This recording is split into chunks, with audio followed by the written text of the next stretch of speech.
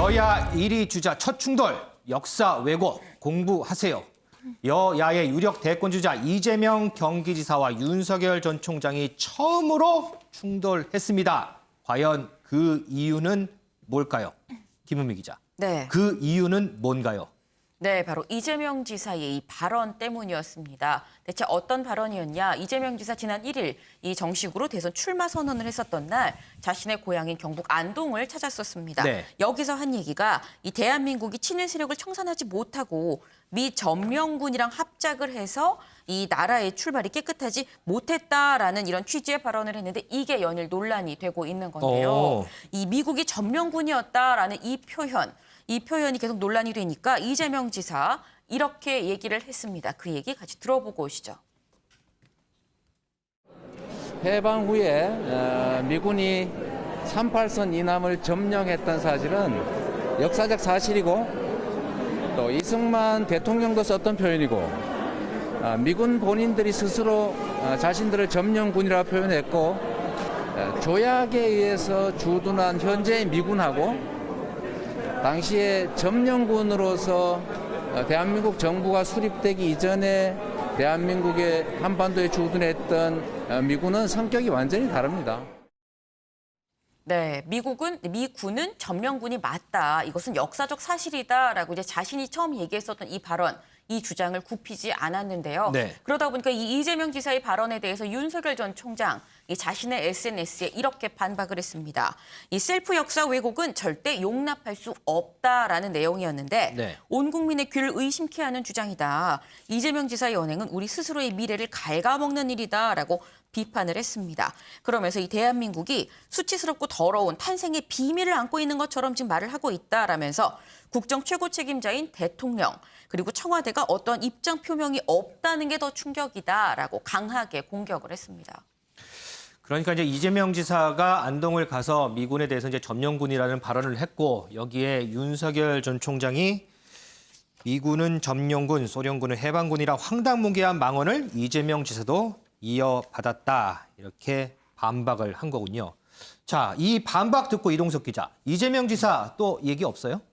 네, 이재명 지사는 구태 색깔 공세를 앞세워 윤 전 총장을 비판하고 나섰습니다. 색깔 공세다. 그렇습니다. 윤 전 총장의 첫 정치 발언이 하필이면 구태 행동이라고 이재명 지사가 비꼰 건데요. 이 지사는 역사적 사실에 근거한 내 발언을 왜곡 조작했다며 참으로 안타깝다는 입장을 전했습니다. 그러면서 국정이라는 것이 사법고시와 달리 방대하여 공부할 것이 참으로 많다. 열심히 제대로 공부해야 한다는 점을 강조했는데요. 그러니까 윤 전 총장을 향해 공부 열심히 해봐라 이렇게 말한 것과 비슷합니다. 네. 발언을 놓고 본다면 대선 후보 1, 2위 후보가 처음으로 이처럼 격돌한 셈인데요. 그동안 말을 아꼈던 윤 전 총장 그리고 발언을 해도 수위 조절에 들어갔던 이재명 지사가 이렇게 정면 충돌하면서요. 두 후보가 본격적으로 경쟁에 돌입했음을 공개적으로 이렇게 인정하는 셈이 돼버렸습니다. 두 후보의 치밀한 신경전 앞으로도 계속될 것으로 보이는데요. 대선 과정의 가장 큰 흥미로운 포인트가 될 것으로 예상됩니다. 이 부분은 두 분 위원님들 논평을 다 들어봐야 될 것 같아요. 지금 이 역사관을 놓고 이제 대선 주자 1, 2위 이재명 지사하고 윤석열 전 총장이 충돌을 했거든요. 이 점령군이냐 아니냐 뭐 이런 발언들, 표현들. 역사관에 관해서는 뭐 의견들이 좀 다 다른 것 같아요. 그래서 우리 의원님들 두 분은 어떻게 생각하시는지, 먼저 은영미 의원은 어떻게 보세요? 네, 일단은 저는 이재명 지사가 이 발언을 한 배경을 좀 얘기하고 싶은데요. 네. 이게 이제 그 목요일 날 대권 출마 선언을 비대면으로 했잖아요. 네네. 그리고 나서 오후에 자기 고향인 경북 안동에 내려갔는데 거기에 264 문화관이 있어요. 네.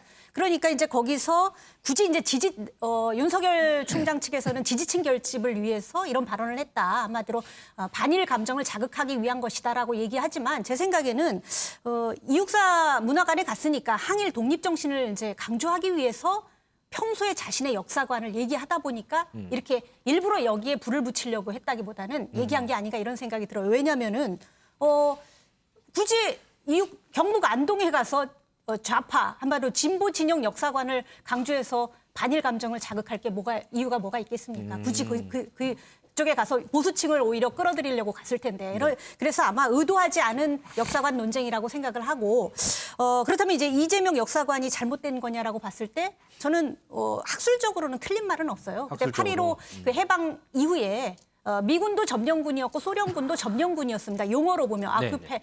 아큐페이션이라는 용어가 나오기 때문에 그 스스로도 그렇게 말하고 있기 때문에 학술적으로는 틀린 게 없고 또 이제 그때 뭐 친일파가 제대로 뭐 숙청은 아니고 제대로 청산되지 못했다라는 얘기를 하는데 그때 문명률이 한 80%밖에 문맹률이 한 80%여서 친일파를 기용할 수밖에 없는 그런 상황이었습니다. 그래서 정확히 그 글자 그대로 이렇게 해석을 하면 이재명 지사가 틀린 말은 아닌데 다만 이 해방 전후 역사를 놓고는 좌우 역사관이 해석을 어떻게 하느냐를 놓고 약간 엇갈리고 이게 이제 과거에도 많이 논쟁이 됐는데 그렇죠. 굳이 이재명 지사가 왜 이런 발언을 해서 이런 논쟁을 부추겼느냐 이 시점에 지금 국민들은 이런 과거 얘기에 별로 이제는 산업화 민주화 세력을 넘어서 미래 세대를 보자고 얘기하는 판에 굳이 다시 역사 논쟁으로 들어갈 일이 뭐가 있느냐라는 비판을 하는 거거든요. 이 문제는 그래서 이 대권 뭐 아까 이제 앞으로 계속될 것 같다고 얘기했는데 저는 빨리 소모적인 논쟁은 빨리 접어야 된다고 생각합니다. 둘 다 틀린 말이 아니에요. 어떻게 보느냐에 따라서 달라지기 때문에 굳이 이거를 윤석열 측에서 그 주장을 제기하는 그러니까 맞받아서 논쟁을 일으킨 이유가 있습니다만 어쨌거나 이런 소모적인 논쟁은 그냥 여기 정도까지 가는 게 좋을 것 같습니다. 어쨌든 이재명 지사는 당시를 학술적으로 연구했을 때 나오는 이 학술적인 이 표현에 의해서 점령군이라는 표현을 썼고 이 부분은 다 학술에 다 들어가 있다라는. 그 액면 그대로 보면 틀린 말은 아니란 얘기죠. 윤영걸 대표는 어떻게 보세요? 저도 뭐 은 의원 생각하고 뭐 상당 부분도 동의해요. 예, 우선 뭐 출마 선언하고 이재명 지사가 자기 고향인 안동 가서 이육사 기념관 갔잖아요. 네. 이육사가 어떤 분이에요? 청포도라는 시를 쓰고 해방 한 해 전에 1944년에 돌아가셨거든요. 그러니까 평생을 왜 이육사라는 호를 썼느냐? 수인 번호가 일제시대 때 감옥살이 할 때 수인 번호가 264번이에요. 그래서 이육사라는 쓰는 평생을 하여튼 항일 투쟁한 사람인데 거기서 이 지사가 한마디 한다는 게 제가 보기에는 뭐 용어상으로는 틀린 말은 아니죠. 네. 뭐 미군 점령군이다. 친일파가랑 미군 점령군하고 손잡아서 우리 역사가 깨끗하지 못했다. 틀린 말은 아니지만 그 가만 맥락을 보면은 우리 역사가 민주화 세력이 한국 현대사를 그 정의롭지 못한 역사로 재단하는 거 이게 그대로 들어가 있잖아요. 점령군이라고 하지만은 그때 미군이 온 거는 그 일본 무장 해제하러 온 거잖아요. 네. 우리 점령하러 우리나라 쳐들어온 게 아니잖아요. 또 그때 친일 세력이라는 거는 그때 초대 내각 이승만 내각 때는 오히려 독립투사가 더 많았잖아요. 그런 면에서는 그 이재명 지사의 말이 완전 틀렸다고는 볼 수 없지만 전체적인 맥락에서는 거기서 꼭 호도할 그 전체적인 우리 역사를 좀 호도할 그런 좀 걱정이 있는 거죠. 그래서 저는 뭐 누구 말이 맞다 틀리다를 떠나서 이 논란에 나선 게 윤석열 전 검찰총장도 어떻게 보면은 또 정색을 하고 또 나왔어요. 네. 네. 좀 이따 해도 될 텐데 정색을 하고 나왔어요. 그래서 저는 우리 옳고 그런 걸 떠나서 이 프레임 전쟁, 색깔론 이게 맞냐 말이지. 상대방의 말 꼬리를 갖고 계속 싸우고 상대방은 친일, 반일 뭐 이런 프레임으로 색깔론 공격하는 게 이게 맞냐. 그리고 또 하나는 지금 여야 이게 지지율 1위가 꼭 싸우더라도 좀 미래를 갖고 싸워야 되는데 70년 전 갖고 싸워야 되냐. 우리는 지금 정치인들은 1945년 달력 갖고 사는 것 같아요. 그래서 2021년 달력을 봐야 되고 미래를 봐야 되는데 지금 산업화, 민주화, 지금 앞으로는 기술혁명의 시대인데 45년에 미군이 왔는데 점령군이냐 아니냐 갖고 이거 갖고 싸우고 있어요. 저는 뭐 누구가 옳다, 그러다 이거는 얘기하다 보면 뭐 한 3박 4일 정도 걸릴 테고 지금 우리 정치인들이 국민을 저렇게 찢어 갈기는 거 분열시키는 거, 네. 화합하고 반대로 가는 거, 저는 거기에 대해서 개탄을 금치 못하겠습니다. 어쨌든 뭐 이제 과거는 과거고 이제 미래에 대해서 좀 더 진지한 논쟁을 해주셨으면 한다라는 그런 논평이었습니다. 자, 윤정 기자. 네. 그런데 이제 윤석열 전 총장 하면 지난번에 이제 대권 출마 선언할 때 이재명 지사에 대해서 이런 얘기를 했잖아요. 굉장히 열심히 하시고 당시에 변론도 잘했었다 이렇게 칭찬을 했는데 네. 갑자기 이렇게 조금 전에 윤 대표님도 갑자기라는 표현을 썼어요. 갑자기 이렇게 저격하게 된 이유. 여러 해석들이 좀 많더라고요. 네, 맞습니다.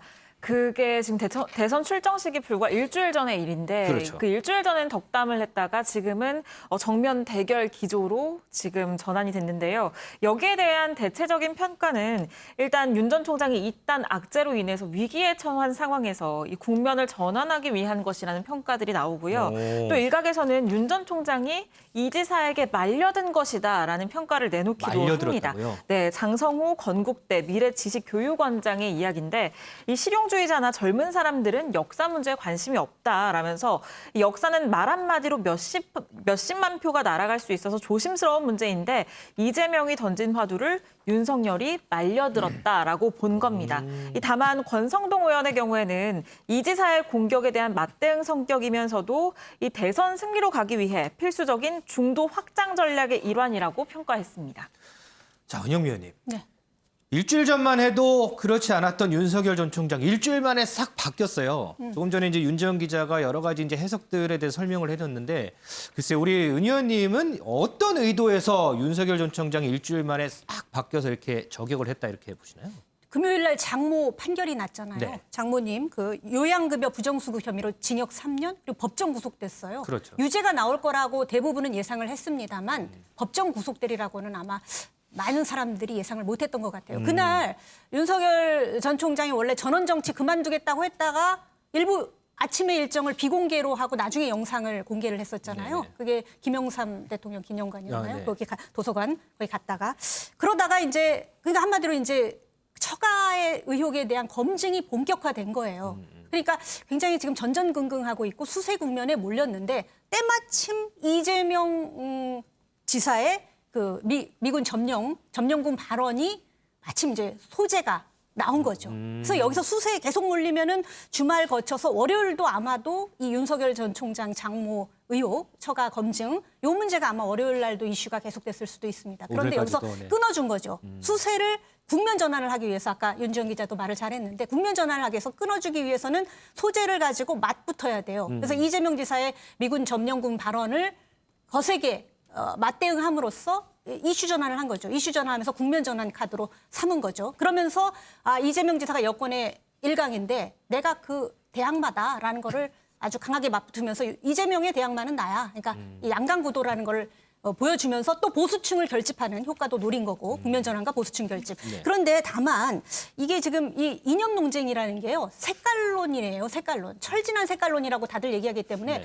중도층이나 뭐 젊은 층엔 관심이 없습니다. 이제 하도 이게 반복 재현된 얘기를 해서 물론 뭐 보수 뭐 역사관에 대한 검증이 필요하겠습니다만 굉장히 색깔론이기 때문에 더 듣기 싫은 얘기를 또 하게 됨으로써 또 철진한 색깔론이야. 보수 후보들은 꼭 색깔론을 이렇게 들고 나와야 돼. 윤석열도 마찬가지네. 이런 생각을 할 수 있기 때문에 오히려 보수 지지층을 결집하는 효과는 있을지 모를지언정 중도층으로의 외연 확장에는 오히려 도움이 안 되는 게 아닌가 저는 그런 생각이 듭니다. 어쨌든 뭐 여러 가지 분석 중에 국면 전환이 필요했다라는 부분에 네. 좀 더 힘을 좀 주시는군요. 네. 자, 김현민 기자. 어쨌든 윤석열 전 총장의 이 발언은 여권의 대권 주자에 대한 반박이란 말이죠. 그렇죠. 그렇다면 민주당은 이걸 어떻게 볼까요? 네, 이 민주당 이재명 지사의 색깔론이라는 이 얘기에 적극 힘을 실어주고 있는 모습입니다. 먼저 조국 전 장관 자신의 SNS에 해방 직후 남북한을 미군, 소련군이 각각 점령했다는 거 이거 역사적 사실이다라고 얘기를 하면서 이재명 지사 말이 맞다고 옹호를 했는데요. 네. 그러면서 이걸 갖고 국민의힘 그리고 유력 대선 후보의 윤석열 씨 수구 언론이 이걸 색깔 공세로 쓰는 게 상당히 퇴행적이다라고 얘기를 했습니다. 그럼 또 다른 글들을 하나 더 올렸어요. 그러면서 그래요? 요즘 내가 셰익스피어의 맥베스를 다시 읽는데 여기에 이 맥베스가 3명의 마녀한테 왕이 될 거다라는 얘기를 듣고 권력욕에 혹해서 광기에 휩싸이는데 그 최후 굳이 적지 않겠다라고 썼습니다. 뭐 윤석열 전 총장이란 말은 안 했습니다만 이 말하는 이 뉘앙스가 윤 전 총장을 두고 하는 말로 보입니다. 근데 이 조국 전 장관 외에도 정청래 의원도 이 말을 보탰는데요. 이 못된 송아지 엉덩이에 뿔 난다더니 엉덩이 탐정 닮은 분이 참 딱합니다. 라면서 윤석열 전 총장한테 철학의 빙고는 그렇다고 치고 철진한 색깔론을 들고 나오니까 참 안 됐다라고 얘기를 했습니다. 윤석열 전 총장에 대해서 아주 맹폭을 했군요. 자, 그런데 이동석 기자. 이 와중에 이낙연 전 대표는 이재명 지사를 비판을 했다면서요? 네, 맞습니다. 이낙연 전 대표가 이재명 지사의 미 점령군 발언 논란에 대해서요. 정치인은 어떤 말이 미칠 파장까지도 생각하는 것이 좋다 이러면서 각을 세웠습니다. 이에 대해 이낙연 전 대표의 발언 함께 들어보시겠습니다. 네, 학술적으로 틀린 얘기는 아닌데요. 그러나 정치인은 어떤 말이 미칠 파장까지도 생각을 해보는 게 좋겠다는 생각을 합니다. 지도자는 자기 말이 어떻게 받아들여질 것인가 또 생각을 하는 그런 게 필요하다고 생각하죠. 진면목이 뭐였는가 하는 것이 차츰 드러나겠죠. 네, 이낙연 전 대표는 정치인이 발언이 어떤 파장으로 갈지 생각을 해봐야 된다. 정치인이 말을 함에 있어서 얼마나 중요한 메시지를 내는가에 대한 우회적으로 이렇게 비판을 했는데요. 일단 이 전 대표의 국가 간 그리고 안보 간에 있어서 이재명 지사와 차별점을 두면서 지지층 확보에 나서려는 행보로 현재 풀이가 되고 있습니다. 자, 그럼 윤지영 기자, 야권은 어떤 반응일지 궁금합니다. 네, 야권에서는 이재명 지사에 대한 공격을 본격화하는 모양새입니다. 오늘 나온 발언들 들어보시죠. 저는 지금 장모의 어쨌든 재판 결과, 전과도 아니죠, 지금. 1심 결과를 가지고 이렇게 이야기할 것 같으면은 나중에 민주당은 후보 본인이 전과가 있는 경우는 얼마나 엄격하게 대응할지 한번 지켜보겠습니다. 저는 이렇게 무식한 사람이 지금 경기도지사까지 되었다는 것도 참 기가 막힐 노릇인데요. 만약에 대한민국 건국이 잘못되었다면 왜 대한민국에서 도지사를 하며 이제 대통령을 하려고 합니까? 지리산에 들어가서 빨치산을 하시든지 아니면 강화도 앞바다에 건너가서 북한으로 망명을 하시든지 그래야지. 네, 이준석 대표는 이재명 지사의 전과를 문제 삼았습니다. 물론 실명을 밝히지는 않았습니다만 나중에 후보 본인이 전과가 있을 경우 얼마나 엄격하게 대응하는지 지켜보겠다라고 얘기를 한 건데 이 발언 누가 보더라도 이재명 지사를 겨냥한 발언입니다. 이재명 지사 과거에 검사 사칭, 특수 공무 집행 방해, 음주운전, 선거법 위반으로 4건의 전과가 있는데 이 부분을 지적한 거고요. 또 이준석 대표 오늘 아침 최고위원회의에서는 이렇게 얘기했습니다. 이 지사의 미점령군 발언을 두고요. 이 국론 분열을 통해서 정치적 이득을 보고자 하는 건 매우 얄팍한 술수라고 비판을 내놨고요. 김재원 최고위원은 오늘 최고위원회의에서 그야말로 맹폭을 쏟아냈는데요. 이렇게 무식한 사람이 경기지사까지 됐다는 것도 기가 막힌 일이라면서 맹비난을 쏟아냈고 거기에 이어서는 역사의식도 문제를 삼으면서 지리산에 들어가서 빨치산을 하든가 북한으로 망명을 하든가 해야지라는 얘기까지 꺼냈습니다. 이재명 지사와 관련해서 이 역사관과 관련된 논란 얼마까지 지속이 될지 계속 좀 지켜봐야 할 것 같습니다. 반대로 장모 구속이 기막힌 커다란 아킬레스건이 됐다라고 평가를 받는 윤석열 전 총장. 그 이후에 장모 관련 보도에 확실하게 해명에 나서는 모습입니다. 김원미 기자. 어떤 보도에 어떻게 해명을 하는 거예요? 네, 주말 사이 일부 매체에서 윤석열 전 총장이 여주지청장 때 장모 관련한 이 사건에 개입을 해서 징계를 받은 사안이 있다라고 보도가 나왔었는데 여기에 대해서 즉각 반박 보도 자료를 냈습니다. 이 검사가 징계를 받으면 반드시 관보에 빠짐없이 이걸 실어야만 하는데 관보를 보면 알겠지만 징계는 단 한 번 받았을 뿐이고 이때의 징계 사유는 모두가 다 아는 이 국정원 댓글 사건에 항명을 했다는 그런 사유다. 그리고 공직자 재산 신고 때 실수로 배우자 채무를 누락해서 재산을 적게도 아니고 너무 많이 신고해서 이 징계를 받았다는 걸 알 수 있는데 이걸 확인하지도 않고 보도를 한다니 강력한 유감을 표한다라고 얘기를 했는데요. 오늘도 사실 보도가 하나 더 나왔습니다. 오늘이요? 예, 어떤 의혹이었냐면 현재 윤석열 전 총장이 살고 있는 집을 삼성전자가 지원을 한 거다라면서 이 삼성전자 유착설 보도가 새롭게 나왔었는데 여기에 대해서도 즉각적으로 이 반박을 했습니다.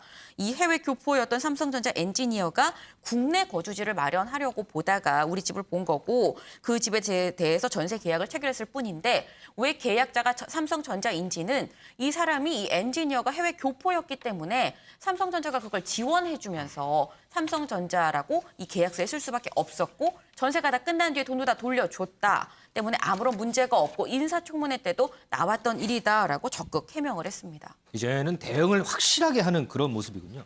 자, 그리고요, 이제 지난주 금요일 날 장모가 이제 법정 구속이 됐는데 이게 끝이 아니잖아요. 지금 장모라든지 부인과 관련해서 수사, 재판 등이 아직도 좀 남아 있죠. 맞습니다. 지금 적극적 적극적으로 이게 모든 이 의혹에 반박을 하고 있는데 이 문제는 반박해야 될 사안이 아직도 상당히 많이 남아 있어 보인다는 점입니다. 이 아직 재판 수사 중인 의혹들이 많은데요. 일단 당장 본인 건으로 보자면 이 국공수처에 지금 입건된 사안, 옵티머스 부실 수사 의혹, 그리고 한명숙 사건 수사 방해 의혹이 있고요. 이 장모가 통장 잔고 증명서를 이제 위조했던 의혹이 지금 재판을 받고 있죠. 네네. 그리고 이제 지난 시간에도 말씀드렸습니다만 이 납골당 경영권 편취 의혹도 지금 수사를 받고 있고 또 부인이 도이치모터스 주가 조작 의혹 그리고 운영 중인 전시업체의 부당 협찬 의혹도 현재 수사를 받고 있는 그런 상황입니다. 때문에 윤 전 총장 아직 이 풀어야 할 의혹들이 반박해야 될 의혹들이 상당히 좀 많이 남아 있는 상황입니다. 자, 다시 한번 보겠습니다. 지금 윤석열 전 총장 본인도 지금 공수처가 수사에 착수한 부분이 2건이 있죠. 그리고 장모 관련해서 요양급여 부정수급 관련해서는 징역 3년의 법정 구속이 됐죠. 그 이외에 뭐 통장 잔고증명서 위조 관련해서 지금 재판이 진행되고 있고 추모공원 경영권 편취 의혹에 대해서 좀 수사가 또 진행이 되고 있습니다. 그리고 부인과 관련해서도 지금 수사 중인 건이 2건이 있습니다. 이동석 기자. 자, 이렇게 아직까지 현안들이 많아요. 윤석열 전 총장 입장에서는. 여권에서는 당연히 강력한 검증을 벼르고 있겠죠? 네, 맞습니다. 민주당 지도부까지 나서서요. 철저한 검증에 나서겠다는 입장을 드러내고 있습니다.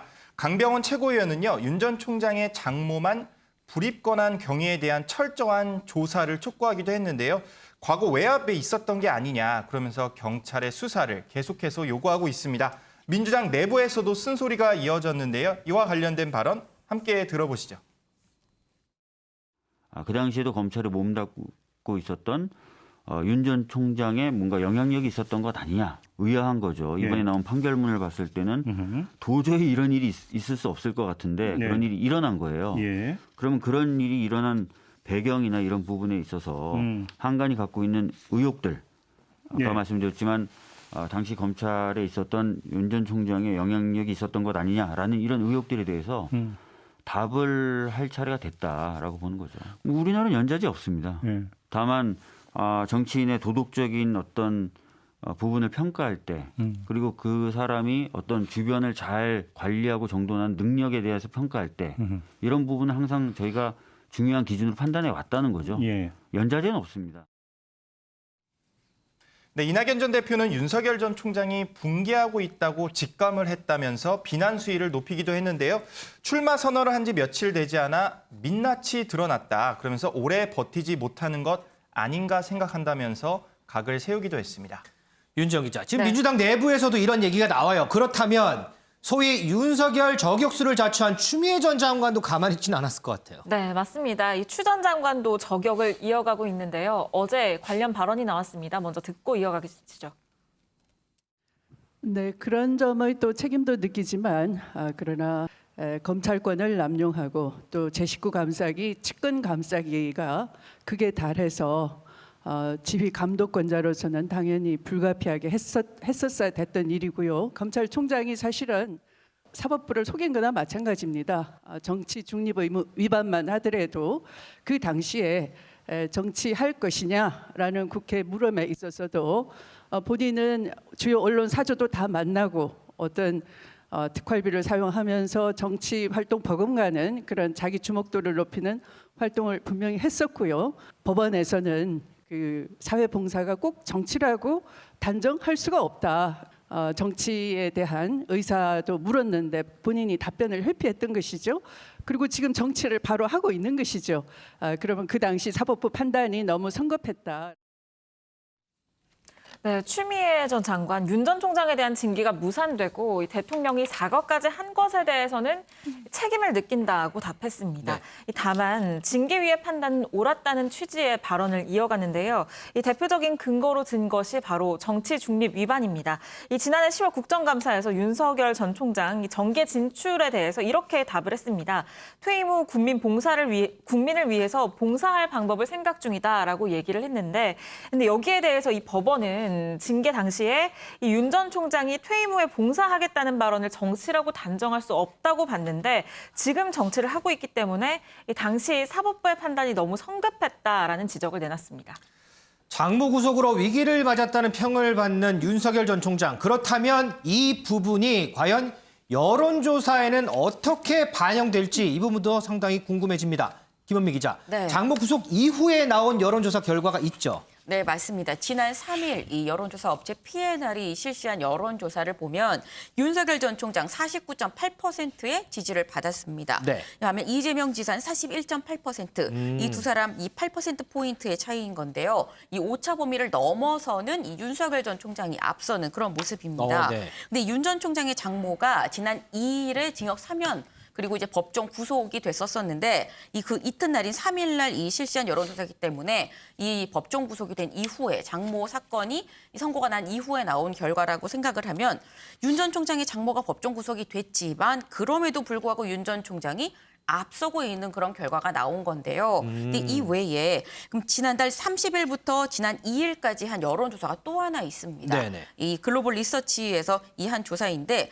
이 조사를 보게 되면 이재명 지사가 44.7%, 그리고 윤석열 전 총장이 36.7%, 오히려 반대로 이재명 지사가 8%포인트 차이로 이 앞서는 모습을 볼 수가 있습니다. 그러니까 사실 이게 이 두 개의 차이가 너무 편차가 크기 때문에 이 둘을 놓고 뭐라고 맞다 아니다라고 말하기는 쉽지 않아 보입니다. 다만 네. 이 제가 두 번째로 말씀드린 이 글로벌 리서치 여론조사의 경우에는 이 지난달 30일부터 지난 2일까지라고 한다면 윤석열 전 총장이 출마 선언을 하고 이재명 지사가 출마 선언을 하고 그리고 이제 마지막 2일 윤 전 총장의 장모가 법정 구속이 되는 요때까지 샘플 수가 여론조사 전화로 이제 하게 되잖아요. 네네. 이 전화라는 샘플 수가 좀 다소 분산돼 있는 여론조사의 결과가 지금 보시는 저 여론조사 결과라고 말씀드릴 수 있을 것 같습니다. 그 전에 지금 글로벌 리서치 말고 김은미 기자가 처음에 설명을 했던 여론조사는 윤석열 전 총장 장모가 구속이 되고 바로 다음 날 7월 3일 조사한 겁니다. 조금 전에 김은미 기자도 얘기를 했지만 그럼에도 불구하고 장모의 구속은 구속이고 윤석열은 윤석열이다라는 그런 부분들이 이 여론조사 수치를 보면 반영된 게 아닌가 이런 분석도 좀 나올 수도 있겠습니다. 자, 이런 가운데 그간 공언한 대로 윤석열 전 총장 민생 행보를 오늘부터 시작했습니다. 윤지영 기자, 네. 첫 장소 상당히 의미가 여러 가지 이제 부여를 할 수 있잖아요. 첫 장소 어디를 택했어요? 네, 윤 전 총장 오늘 오후 조금 전에 이 주한규 서울대 원자핵공학과 교수를 만났습니다. 주한규 교수는요, 이 문재인 정부의 탈원전 정책을 비판을 주도해온 인물인데요. 네. 이 윤 전 총장도 대선 출정식에서 이 문재인 정부의 탈원전 정책을 저격했었죠. 당시 발언 먼저 보고 이어가겠습니다. 이 정권이 저지른 무도한 행태는 일일이 나열하기도 어렵습니다. 이 정권은 권력을 사유화하는 데 그치지 않고 집권을 연장하여 계속 국민을 약탈하려 합니다. 경제 상식을 무시한 소주성, 시장과 싸우는 주택정책, 법을 무시하고 세계 인류 기술을 사장시킨 탈원전, 매표에 가까운 포퓰리즘 정책으로 고통을 받았습니다. 네, 예정된 일정이 1시 반부터 2시 반까지였으니까 조금 뒤면 이 만남이 끝날 걸로 보이는데요. 네. 아직 구체적으로 어떤 얘기를 나눴는지 그 내용은 전해지지 않은 상태입니다. 이 만남을 통해서 결국에는 이 문재인 정부의 탈원전 정책에 대해서 각을 세우려는 의도로 풀이가 됩니다. 내일도 관련된 일정을 진행을 하는데요. 이 내일은 먼저 대전 현충원을 방문합니다. 이 자리에서 천안함 용사, 제2연평해전 전사자, 연평도 포격도발 묘역 등을 참배를 하게 되고요. 이어서 방문하는 곳이 의미심장합니다. 바로 이 대전 카이스트를 찾는 건데. 카이스트요? 네, 이때 원자핵공학과 학부 대학원생들과 오찬 자리를 갖는데 원자핵공학과의 학생들을 택했다는 점에서 역시 탈원전을 저격하는 행보로 풀이가 되는데요. 이때에도 어떤 발언이 나올지 주목되는 상황입니다. 윤영걸 대표님, 예. 첫 민생 행보 거의 탈원전입니다. 이게 어떤 의도가 있을까요? 문재인 정부가 가장 비판받는 게 제가 보기엔 부동산 정책 그리고 탈원전 아니겠습니까? 근데 이제 부동산은 세계적인 그 유동성 과잉도 좀 있어요. 그때 우리가 공급이나 정책을 좀 한 발 늦어서 부동산 값이 이렇게 오르는 거 아니겠어요? 네. 근데 탈원전은 세계적인 거 조류하고 관계없이 우리 문재인 정부가 일방적으로 지금 추진해서 이만큼 후유증이 있는 거거든요. 네네. 그러니까 지금 정부하고 반 대척점에선 윤석열로서는 국민의 삶과 직결된 탈원전 현장을 방문하는 건 뭐 상당한 의미가 있지 않느냐 이런 생각이 들어요. 또 본인이 또 지휘해가지고 탈원전 수사도 월성 1호기 해서 기소도 했잖아요. 네. 얼마 전에. 네. 그러니까 자신의 수사 실적도 있고 또 앞으로 전기료라든지 탄소 중립이라든지 이런 미래로 갈 때 그런 공약도 아마 준비하는 차원에서 뭐 가는 방문한 건 저는 잘 했다고는 봐요. 네. 근데 다만 이제 방문만 언제까지 할 거냐 이거죠. 이제 뭔가 새로운 대안도 내놓고 철학도 내놓고 새로운 방향도 내놔야지 네. 3월부터 계속 방문만 하잖아요. 네네. 이제 국민이 볼 때는 너무 지쳤는데 새로운 거를 뭘 좀 내놓는 그런 좀 방문이 좀 됐으면 좋겠다 이런 생각이 좀 듭니다. 조금 전에 윤지한 기자가 설명했던 윤석열 전 총장과 주한규 교수와의 만남 영상이 방금 들어왔습니다. 그 모습 같이 보겠습니다. 아까 좀 전에 점심 먹고 네. 그 바로 한 5분 거리에 있는 그 그늘 벤치에 앉아 있는데 이제 학생들이 좀 사진을 좀 같이 찍자고 와서 이제 알아보고. 몇 학생들하고 사진을 찍고 물어보니까 원자 핵공학과 학생들이라고 그래서 그 학생들하고 한 10분 얘기를 했습니다. 네.